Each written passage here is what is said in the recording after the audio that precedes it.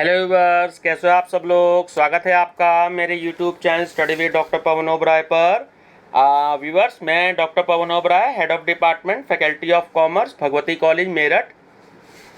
Viewers, आज इस video में मैं आपके लिए जो है बीएड एंट्रेंस, जो यूपी बीएड एंट्रेंस हुआ था, तो उसका फर्स्ट पेपर मैं 2020 का करवा चुका हूँ कुछ दिन पहले। तो सेकंड पेपर जो है वो मैं आज इस वीडियो में आपको मैं सॉल्व करवा रहा हूँ। ठीक है, तो कुछ स्टूडेंट्स का कहना था कि सर सेकंड पेपर भी सॉल्व करवा दीजिएगा। तो अभी फ़िलहाल जो है मैंने 3 क्वेश्चन पेपर्स का कलेक्शन किया है इस समय, 2020, 2019 और 2018। ठीक है, तो फर्स्ट पेपर मैं तीनों के डिस्कस कर चुका हूँ। तो अगर जो मेरे चैनल पर नए हो व्यूवर्स, वो मेरा channel study with doctor Pavan Oberoi को सब्सक्राइब कर लीजिएगा, लाइक और शेयर्स भी करते रहिएगा अपने फ्रेंड सर्कल में। आपका व्हाट्सएप ग्रुप होता है, आपके अपने जो कोचिंग में हैं फ्रेंड्स या आपके जो हैं कॉलेज के फ्रेंड्स हैं, तो आप उसको भेज सकते हैं। ठीक है, और व्यूअर्स दूसरा यह है कि प्लेलिस्ट में मेरी आप देखेंगे बहुत सारे आपको एमसीक्यूज़ मिलेंगे। बीकॉम थर्ड ईयर के भी मिलेंगे, सीसीएस यूनिवर्सिटी मेरठ के सारे एमसीक्यूज़ और प्रीवियस ईयर के सोल्ड क्वेश्चन पेपर आपको मिलेंगे, क्योंकि मेरे ही चैनल पर आपको बिल्कुल प्रॉपर तरीके से सीसीएस यूनिवर्सिटी मेरठ के क्वेश्चन पेपर्स आपको हिंदी इंग्लिश दोनों मीडियम में सॉल्व आपको मिलेंगे। ठीक है ना व्यूवर्स। दूसरा, अब मैं अपने केवल जो मेंबर्स बनेंगे उनके लिए भी जो है मैं वीडियो स्टार्ट करने जा रहा हूं। तो अगर आप कंपटीशन की कोई तैयारी करना चाह रहे हैं और इससे रिलेटेड आपको जैसे शेयर मार्केट, स्टॉक मार्केट, ठीक है, मनी एंड बैंकिंग या मनी एंड फाइनेंशियल इंस्टीट्यूशन, इस पर रिलेटेड अगर आपको जो है कुछ एमसीक्यूज चाहिए हिंदी इंग्लिश दोनों मीडियम में, तो आप मेरे को कमेंट बॉक्स में बता सकते हैं।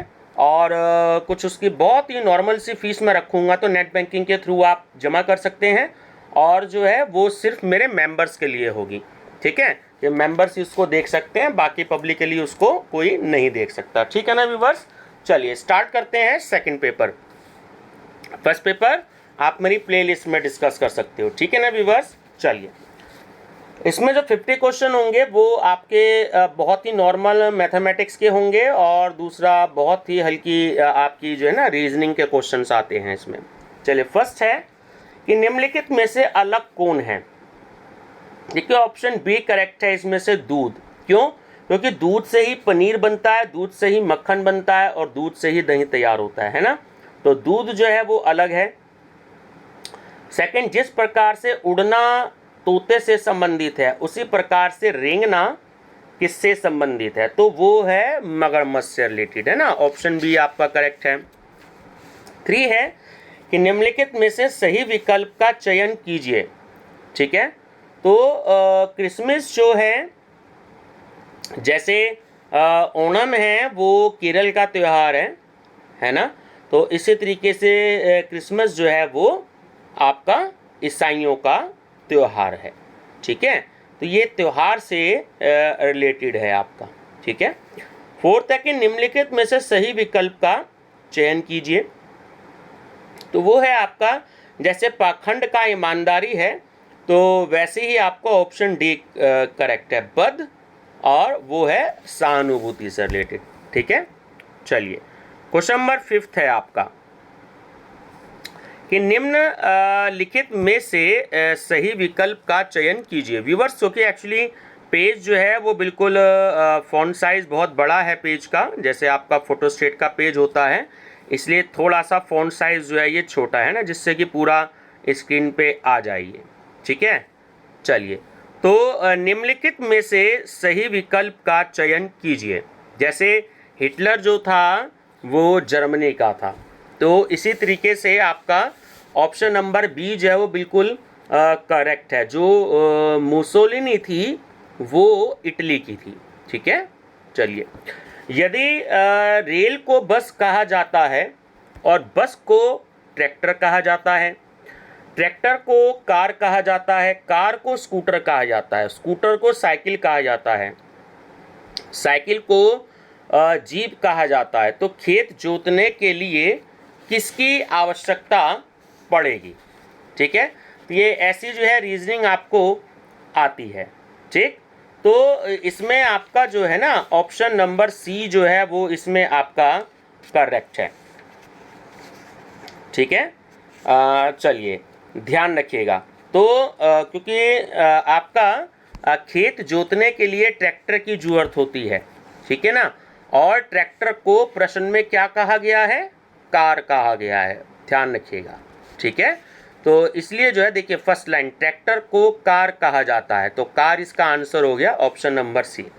ठीक है, ऊपर वाले क्वेश्चन का मैंने आपको बताया कि हिटलर जो था वो जनवरी का तानाशाह था, उसी प्रकार से जो मुसोलिनी भी था वो इटली का तानाशाह था, है ना। और पाखंड और ईमानदारी में विपरीत संबंध होता है, इसी तरीके से बद और सहानुभूति जो होता है वो भी दोनों एक दूसरे के विपरीत संबंध होता है। ठीक है, चलिए क्वेश्चन नंबर 8 है, नीचे दिए गए सोहन उत्तर दिशा में 10 किलोमीटर चलने के बाद वहां से वापस मुड़कर दक्षिण की ओर 6 किलोमीटर चला। ठीक है, और फिर वह पूर्व की ओर 3 किलोमीटर चला। बताइए वह प्रारंभिक बिंदु से कितनी दूरी पर है। ठीक है, तो सही आंसर है इसका आपका ऑप्शन नंबर बी, है ना, 5 किलोमीटर। देखिए ये एक थोड़ा सा मैथमेटिकली है, तो बहुत ज़्यादा मैं इसको जो है आपको नहीं बता पाऊँगा सीधा, क्योंकि एक्चुअली एक्सप्लेनेशन तो मेरे पास सॉल्व है इसकी, है ना, तो मैं सीधा आपको आंसर बता रहा हूँ क्योंकि डायग्राम से रिलेटेड आपका क्वेश्चन है। ठीक है, तो थोड़ा सा मैथमेटिक्स का है।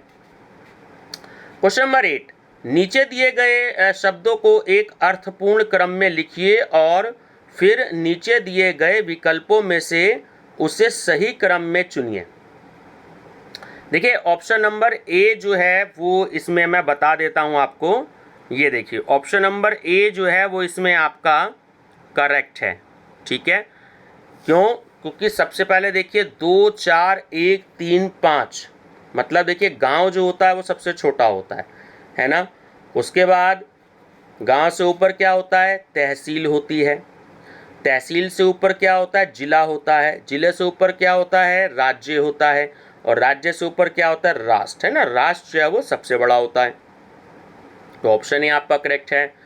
निम्नलिखित में से सही विकल्प का चयन कीजिए।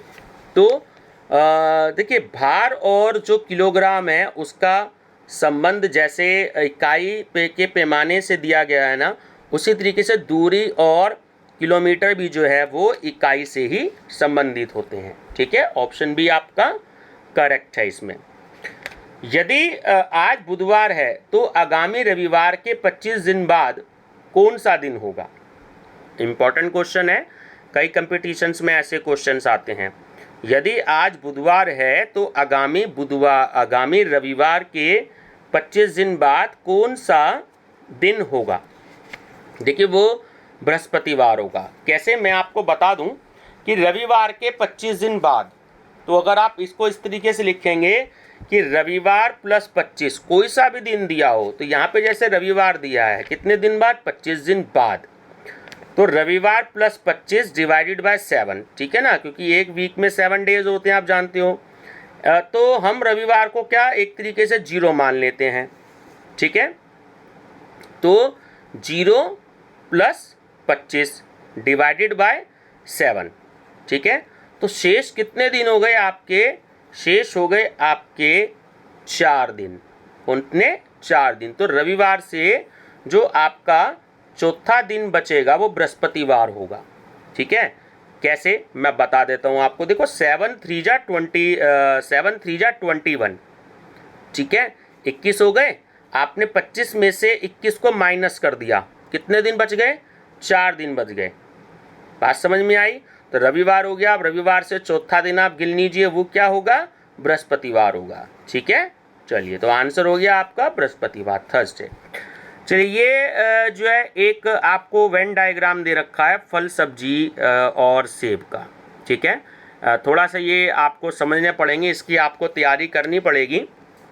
मैं सीधा आपको आंसर बता देता हूँ। देखिए सबसे पहले अगर आप ध्यान से देखें तो फल है ना, और फिर फल के अंदर क्या हो गया, सेब आता है, और सब्जी जो है वो अलग से होती है। ठीक है, क्योंकि फलों के अंदर ही सेब आता है और सब्जी अलग से होती है। तो ऑप्शन नंबर डी आपका करेक्ट है। ठीक, चलिए नेक्स्ट है आपका 12। कै ने खे को एक साइकिल 20% मुनाफे में यानी प्रॉफिट में बेची और खे ने गै को 25% प्रॉफिट में मुनाफे में बेची। यदि गै ने 1500 रुपये का पेमेंट किया तो कै ने कितना भुगतान किया होगा। ठीक है, देखिए ये भी थोड़ा सा एक मैथमेटिकली क्वेश्चन है ना। तो इसका आपका जो आंसर है वो आंसर आपका इसका होगा बी। ठीक, 1000 रुपये का। ठीक है, देखिए अगर मान लेते हैं कि 1000 रुपये में साइकिल खरीदी है तो 1000 का अगर 20% देखते हैं तो 200 रुपये, उसको आपने जोड़ दिया तो 1200 रुपये में तो खे ने खरीद ली। अब खे जो है वो खे ने गै को 25% प्रॉफिट में बेची।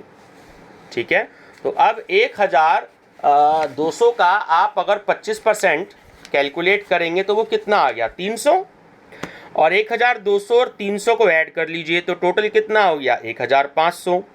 अब 1500 में से जो हमने 1000 रुपये माने थे उसको माइनस कर दीजिए तो आपका आंसर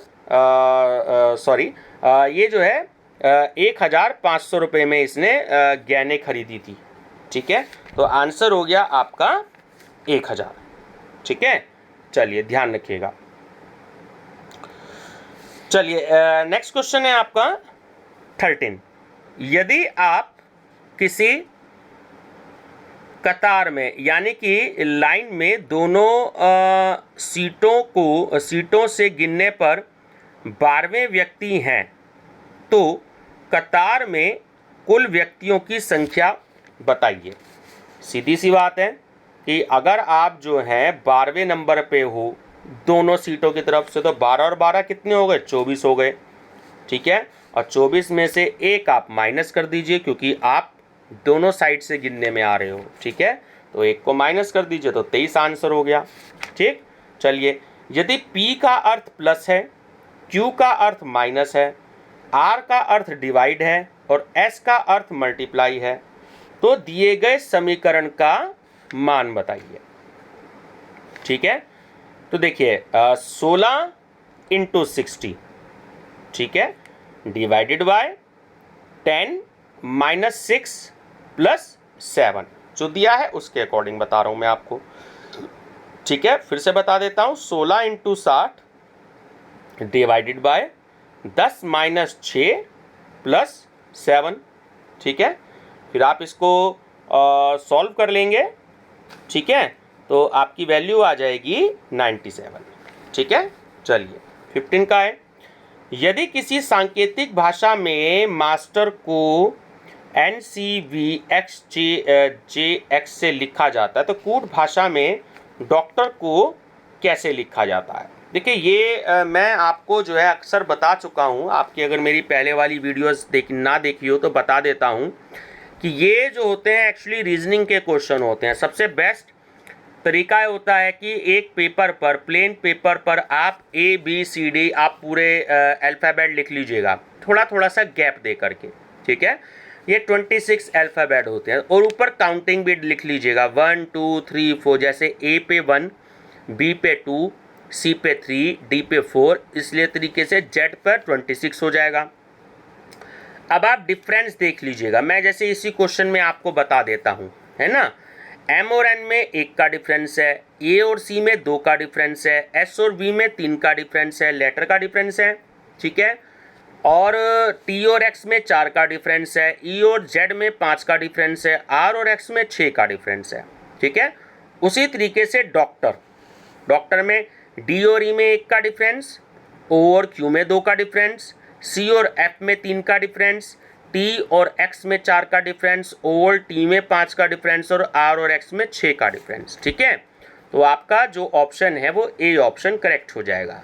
ठीक है, इसी तरीके से आपका 16 क्वेश्चन की निम्न श्रेणी को पूर्ण करने के हेतु दिए गए विकल्पों में से अनुपस्थित शब्द का चयन कीजिए। ठीक, तो ये भी जो है देखिए RST जो है ना वो पूरा करता है इसको, क्या RST। ठीक है, जैसे अगर आप काउंटिंग करो ABCDEF EFGH है, ठीक है, IJK, LMN, OPQ और RST, ठीक है, ऑप्शन सी। 7 है, राम ने एक बिंदु X से सीधे बिंदु Y तक 50 मीटर की दूरी तय करी। वह पुनः दाईं ओर मुड़ और 50 मीटर चला और पुनः दाहिनी तरफ मुड़ा, 60 मीटर चला और अंत में पुनः दाईं ओर 50 मीटर चला, तो वह प्रारंभिक बिंदु से कितनी किलोमीटर की दूरी पर है, ठीक है, तो कितने दूरी पर है, तो वो मैं आपको बता दूं, वो है आपकी 10 मीटर की दूरी पर, ठीक है। तो 50 मीटर, 50 मीटर, 60 मीटर और 50 मीटर, 60 में से 50 माइनस करेंगे, 10 आंसर आ जाएगा, ठीक है।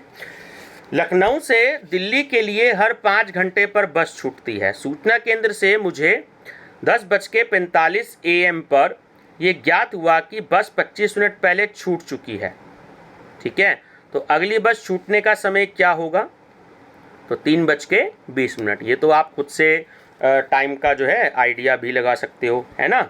चलिए आगे है कि 19 से 21 के जो 3 क्वेश्चन हैं, ये एक आपको डायग्राम दे रखा है ना, एक त्रिभुज दे रखा है आकृति में, तो गांव के युवाओं को दर्शाता है और वर्ग शिक्षित को और वृद्ध बेरोजगार युवाओं को दर्शाता है। तो निम्नलिखित प्रश्नों के उत्तर दीजिए। तो ये है कि गांव में शिक्षित बेरोजगार युवाओं को दर्शाया गया है, किससे, देखिए जो आपका क्या है, आपका जो 5 है, देख रहे हो 5 जो है वो अंदर आ रहा है इसके सब में, ठीक है। तो ये जो है आपका आंसर, इसमें सही आंसर क्या हो गया आपका, बेरोजगार युवक हो गया, शिक्षित युवक हो गया और गांव युवा हो गया। तो आपका आंसर है 5 से, ठीक। गांव में शिक्षित युवाओं को दर्शाया गया है, एक तो गांव में शिक्षित बेरोजगार युवाओं को दर्शाया गया, जो गांव में शिक्षित युवाओं को दर्शाया गया है, तो वो है आपका 5 से 6। और तीसरा है कि गांव के बाहर शिक्षित बेरोजगार युवाओं को दर्शाया गया है, तो वो गांव के बाहर देखिए क्या हो गया, वो हो गया 4 से। तो सही आंसर है आपका 4, ठीक है। चलिए नेक्स्ट है, देखिए ये बहुत अच्छे से तैयारी कर लीजिएगा आप, मैं इसलिए 2020 का क्वेश्चन पेपर जो है वो आपसे डिस्कस कर रहा हूँ, आपको एक पता लग जाएगा कि इस लेवल का जो है क्वेश्चन पेपर आता है, ठीक है ना। 50 क्वेश्चन आएंगे ये। नीचे दिए गए प्रश्न में कुछ कथन और उसके बाद उन कथनों पर आधारित कुछ निष्कर्ष दिए गए हैं, हालांकि उसमें सर्वमान्य ज्ञात तथ्यों से भिन्नता हो सकती है। सभी निष्कर्ष पढ़ें और निर्धारित करें कि दिए गए कौन से निष्कर्ष दिए गए कथनों के आधार पर युक्ति संगत हैं।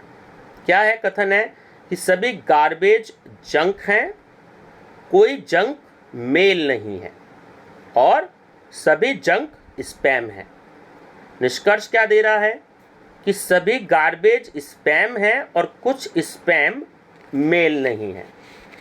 तो इसमें आपका ऑप्शन नंबर बी जो है वो सही है कि निष्कर्ष 1 और 2 दोनों अनुसरण करता है, ठीक है, दोनों अनुसरण करता है, ठीक है। चलिए नेक्स्ट है आपका 23, निम्न श्रेणी को पूर्ण करने हेतु दिए गए विकल्पों से अनुपस्थित संख्या का चयन कीजिए।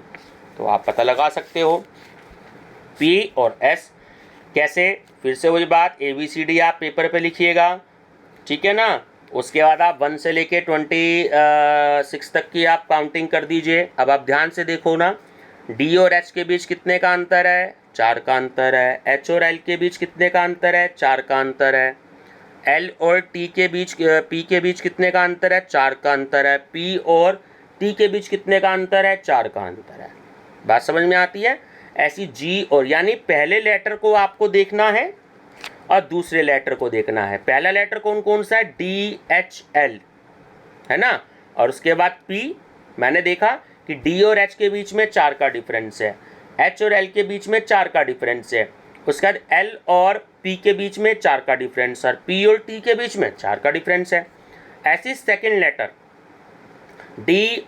G और K के बीच में 4 का डिफरेंस, K और O के बीच में 4 का डिफरेंस, ठीक है। O देखो P वाला ऑप्शन S, उसके बीच में 4 का डिफरेंस और S और W उसके बीच में 4 का डिफरेंस, ये बात क्लियर हो गई। चलिए नेक्स्ट है कि निम्न श्रेणी को पूर्ण करने हेतु दिए गए विकल्पों से अनुपस्थित संख्या का चयन कीजिए, है ना। 27, 81, 54, 31, 93। अब मैं आपको एक चीज़ बता दूं कि 27 दूनी क्या होता है, 54 होता है, ठीक है। और 27 दिया क्या होता है, 27 को 3 से मल्टीप्लाई करेंगे तो 81 होता है, सीधी सी बात है। बात समझ में आ गई। उसी तरीके से 31 को अगर आप 3 से मल्टीप्लाई करें तो क्या हो गया, 93 हो गया, है ना। पहली बार आपको 2 से मल्टीप्लाई करनी है, फिर आपको 3 से मल्टीप्लाई करनी है। जैसे 27 दूनी 54 और 27 दिया 81। इसी तरीके से 31 दूनी 62 और 31 दिया 93, यानी 62 आंसर हो गया। बात क्लियर हो गई। चलिए नेक्स्ट है कि विद्यार्थियों की कक्षा में विनोद बाईं ओर से 5वें, जबकि रीना दाईं ओर से 18वें स्थान पर है। यदि वे अपना स्थान बदल लेते हैं तो विनोद बाईं ओर से 7वें स्थान पर आ जाता है। तो पंक्ति में यानी कि लाइन में जो हैं वो कितने विद्यार्थी हैं, तो वो हैं देखिए 24, ठीक है। वो कितने हो गए, 24। कैसे कि रीना और विनोद को अगर हम मान लें, है ना, R4 अगर हम लिख दें, राइट मीन्स 18 और लेफ्ट 4 हम लिख दें 5, L4 5। तो अगर स्थान बदला तो वो हो गया L7। विनोद ने स्थान बदल लिया तो हमने लिखा L4 लाइन और 7, ठीक है। चलिए अब हम ऐड कर देते हैं। कैसे कि R आपके 18 प्लस L7 इक्वल टू 25, ठीक है। और आपकी वैल्यू हो गई 25 में से अगर आप 1 को माइनस कर दोगे तो आपका आंसर कितना हो गया, आपका आंसर हो गया 24, ठीक है। चलिए तो 24वां जो है वो उसमें आपका आंसर है। थोड़ा सा मैथमेटिकली है, ऐसी मैं आपको बता रहा हूँ जल्दी जल्दी, आप थोड़ा सा इसकी प्रैक्टिस भी करके देखिएगा, है ना। चलिए अंग्रेजी वर्णमाला में बाईं ओर से 11वें अक्षर के बाएं ओर का 8वां अक्षर कौन सा होगा। देखिए अगर हम अल्फ़ाबेट देखें तो 11वां अक्षर है के, ठीक है। और के से बाईं ओर का जो 8वां अक्षर है यानी बैक की तरफ चलिएगा, ठीक है, तो वो होगा सी। सी सही आंसर है। चलिए 27वां है आपका कि निम्न श्रेणी को पूर्ण करने हेतु दिए गए विकल्पों में से अनुपस्थित संख्या का चयन कीजिए। 2, 10, 45, 231, 1393। ठीक है। तो अगर आपको इस क्वेश्चन को करना हो तो देखिए सबसे पहले जो है अगर आप इसमें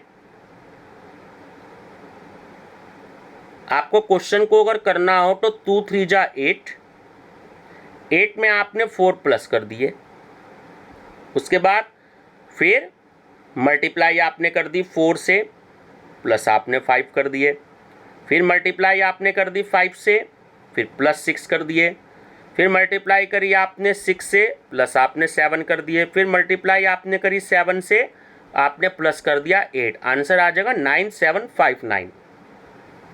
ठीक है। नहीं समझ में आया मैं आपको बता देता हूँ एक बार और, ठीक है, फिर से समझ लीजिए। 2 3 जा 6, बात समझ में आई। 6 में आपने 4 को ऐड कर दिया, कितने हो गए, 10 हो गए।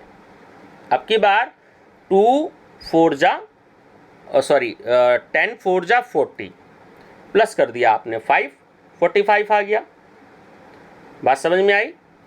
अब की बार आपने क्या किया, 45 को 5 से मल्टीप्लाई कर दिया और प्लस 6 ऐड कर दिया, आंसर आ गया 231। यानी कि मल्टीप्लाई कर रहे हो 3 से, 4 से, 5 से, 6 से और लास्ट में करना है 7 से, और प्लस करना है +4, फिर उसके बाद सेकंड में +5, फिर +6, +7 और फिर +8। ठीक है। चलिए 28 क्वेश्चन है कि 5:30 बजे से 6 बजे के बीच में किस समय का घड़ी समकोण बनाती है। तो ऑप्शन बी करेक्ट है, 5:43 7/11। यदि किसी सांकेतिक भाषा में प्रयागराज 28 लिखा जाता है और वाराणसी 25 लिखा जाता है तो लखनऊ क्या होगा? ठीक है, चलिए मैं आपको इसको कोशिश करता हूँ समझाने की कैसे आएगा। देखो, प्रयागराज जो है अगर हम उसको लिखते हैं 28, ठीक है, तो टोटल अल्फ़ाबेट कितने हो गए? टोटल अल्फ़ाबेट देखो, ध्यान से देखो, 1 2 3 4 5 6 7 8 9। तो टोटल अल्फ़ाबेट प्रयागराज से कितने हो गए? 9 हो गए। बात समझ में आई? 9 3 जा 27, और अगर हम एक प्लस कर दें 27 में तो वो हो गया 28।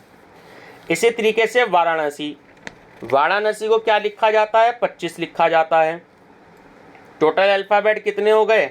8 हो गए। 8 3 जा 24, 24 में एक प्लस कर दिया 25। सेम उसी तरीके से लखनऊ। बात समझ में आई? अब लखनऊ में देखो, लखनऊ का हमें नहीं पता, तो लखनऊ का मतलब लखनऊ में टोटल अल्फ़ाबेट कितने हैं? 7 है। तो 7 3 जा 21 और एक प्लस कर दें तो कितना हो गया? 22। तो आंसर कितना हो गया? 22। आई थिंक समझ में आपके आ गया होगा। मैंने कोशिश करी है, थोड़ा सा मैथमेटिकली है, कोशिश कर रहा हूँ आपको साथ के साथ समझाने की। एक घड़ी प्रतिदिन 30 मिनट आगे हो जाती है और दोपहर 12 बजे इसको मिलाया गया। अगले दिन प्रातः 4 बजे कितना समय दर्शाएगी? तो वो दर्शाएगी 4:20। एक आयत का विकर्ण और क्षेत्रफल 25 मीटर और 168 वर्ग मीटर का है, तो आयत की लंबाई कितनी है? वो होगी 24 मीटर। एक परीक्षा में सम्मिलित होने वाले पुरुष और महिला विद्यार्थियों की संख्या 1160 और 840 है। 55% पुरुष और 45% महिला परीक्षार्थियों ने परीक्षा पास करी, तो कुल कितने प्रतिशत विद्यार्थी परीक्षा में असफल हुए? ठीक है, तो देखिए इसका आंसर आएगा आपका, क्योंकि मैथमेटिकली बहुत ज़्यादा लेंथी क्वेश्चन है तो इसलिए मैं एक्सप्लेन नहीं कर रहा हूँ आपको, तो ये मैं बता रहा हूँ सीधा आंसर। तो ये है आपका लगभग 49%। एक्चुअली आंसर आएगा पूरा 49.2%। ठीक है, चलिए निम्नलिखित विकले में वह शब्द चुनिए जो दिए गए शब्द के अक्षरों का प्रयोग करके नहीं बनाया जा सकता। ठीक है, तो आंसर है आपका सोलेस, SOLACE, है ना। सोलेस नहीं बनाया जा सकता क्योंकि सोलेस में ई का प्रयोग आपका हुआ है। ठीक है, चलिए 34 है। नीचे दिए गए शब्दों को एक अर्थपूर्ण क्रम में रखिए और फिर नीचे दिए गए विकल्पों में से सही क्रम को चुनिए। तो ऑप्शन नंबर सी जो है वो बिल्कुल करेक्ट है। पहले बीज, फिर पौधा, फिर पत्ती, फिर लकड़ी और फिर मेज। निम्नलिखित में से भिन्न कौन है? देखिए, बढ़ई, कुमार, किसान है, लेकिन मिस्त्री जो है वो अलग है। ठीक है, एक लड़के की फोटो की तरफ इंगित करते हुए सुरेश ने कहा कि यह मेरी मम्मी, यह मेरी माँ के इकलौते पुत्र का पुत्र है। तो सुरेश उस लड़के के किस प्रकार से संबंधित है? पिता से संबंधित है ना। नीचे दिए गए प्रश्न में कुछ कथन और उसके बाद उन कथनों पर आधारित कुछ निष्कर्ष दिए गए हैं, हालांकि उसमें सर्वमान्य ज्ञात तथ्यों से भिन्न हो सकती है। तो सभी निष्कर्ष पढ़िए और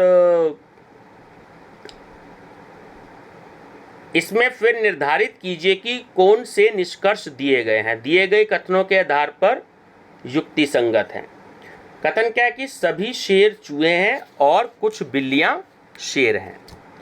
तो ऑप्शन ए जो है वो इसमें करेक्ट है। केवल निष्कर्ष एक जो है ना वो अनुसरण करता है कि कैसे कुछ बिल्लियां चूहे हैं और कोई चूहा बिल्ली नहीं है। ठीक है, तो ऑप्शन ए करेक्ट है आपका।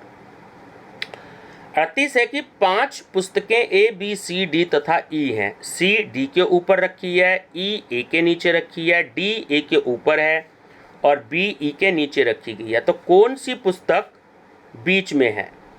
तो वो है आपकी ऑप्शन नंबर सी, ए। ठीक है, चलिए नेक्स्ट है 39। शर्मा जी ने कहा यह लड़की मेरी माँ के पोते की पत्नी है। तो शर्मा जी का उस लड़की से क्या संबंध है? ससुर का होगा। 50 व्यक्तियों के एक समूह में सभी हिंदी, अंग्रेजी अथवा दोनों भाषाएं बोल सकते हैं। 35 हिंदी बोल सकते हैं और 25 हिंदी और अंग्रेजी दोनों बोल सकते हैं। तो कितने व्यक्ति केवल अंग्रेजी बोल सकते हैं? जाहिर सी बात है 15।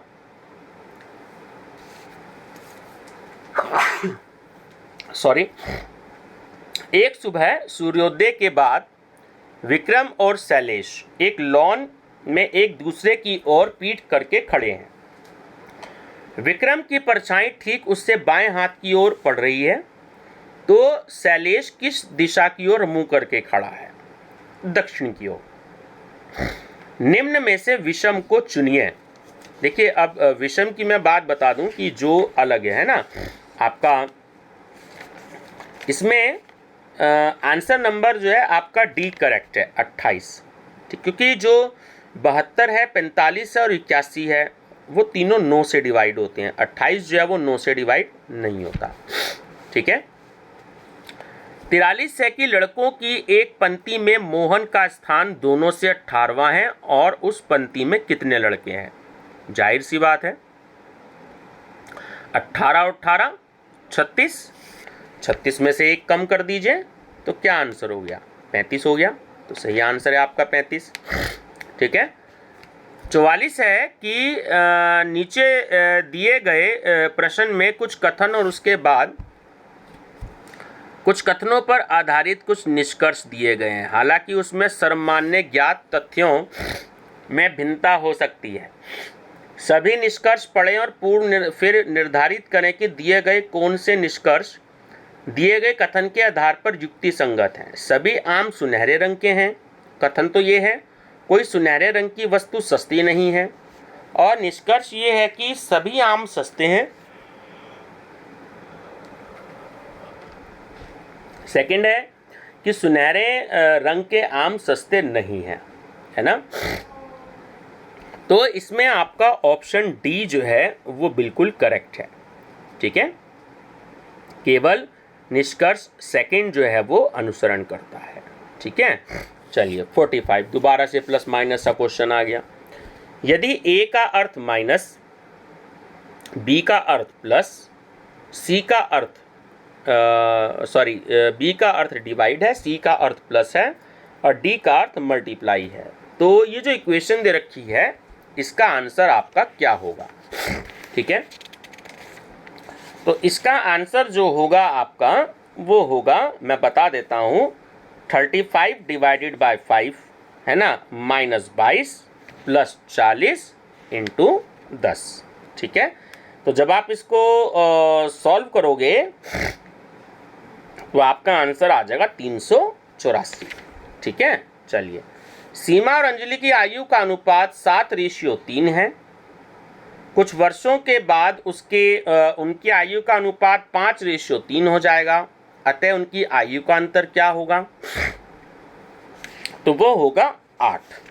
ठीक, चलिए 47। अभिकथन क्या है कि मनुष्य तर्क संगत प्राणी है, और निष्कर्ष है कि मनुष्य एक सामाजिक प्राणी है। तो ऑप्शन ए इसमें करेक्ट है कि अभिकथन और निष्कर्ष अभिकथन की व्याख्या करते हैं। ठीक है, बिल्कुल सही है। अब 48 से 50 तक के क्वेश्चन ये दे दिए हैं कि दिए गए संबंधों के आधार पर आपको इनके आंसर देने हैं। कैसे कि पी आर का पिता है किंतु आर उसका बेटा नहीं है, टी आर की बेटी है, यू पी की पत्नी है, और क्यू आर का भाई है, एस क्यू का बेटा है, वी क्यू की पत्नी है और डब्ल्यू वी का पिता है। तो पहला क्वेश्चन कह रहा है कि एस की दीदी कौन है। ठीक है, तो अब एस की जो दीदी है वो मैं आपको बताऊं वो है यू। यू का बेटा कौन है? तो वो है क्यू। और क्यू का ससुर कौन है? तो वो है डब्ल्यू। ठीक है व्यूअर्स, तो ये 50 क्वेश्चन मैंने आपको बताए हैं। इससे आगे के जो क्वेश्चन पे हैं कॉमर्स के, वो मैं आपसे अगली वीडियो में डिस्कस करूँगा। इसका मैं आपको पार्ट सेकंड कराऊंगा, ठीक है, तो वो नेक्स्ट वीडियो में डिस्कस करूंगा। एक्चुअली क्या है कि जो वीडियो जो है वो थोड़ी सी ज़्यादा बड़ी हो जाती है ना, तो ज़्यादा बच्चे पसंद नहीं करते वीडियो देखना।